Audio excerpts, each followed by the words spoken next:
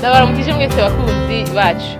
Ikaze muri aya makuru ategekanya ikirere cyo kuri wa kane ni ku Igenekerezo rya 15 Ruhuma umwaka wa 2024 mu gatondo hatekanijwe yuko hazogwa imvura nka hose mu gihugu ucacu kiretse mu ntara ya Muyinga hamwe no mu Kirundo hitezweyo ikirere kizoba kirimo ibicu vyinshi.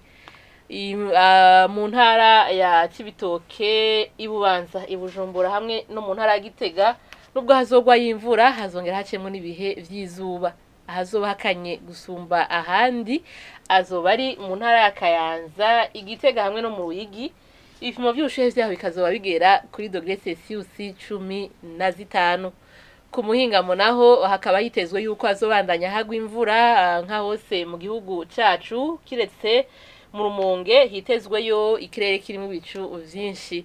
Mu ntara ya Muramvya, Imuyinga, mu Kirundo hamwe no mu Butana hazogwa y'imvura yumvikanamwo imituragaro. Ahazoba hashushe gusumba handi inyuma y'umutaga ni mu ntara ya Kirundo aho ibipimo vy'ubushuhe vyaho bizogera kuri °C 28. Mu gatondo rero izuba rizoseruka igihe cy'isaha 12:10 rirenge igihe cy'isaha 12:23 z'umugoroba. Nuko rero ni hari amakuru ategekanya ikirere cyo kuri uyu wa kane agarukiye. Mwakoze mwese kuyakurikira naho ubutaha.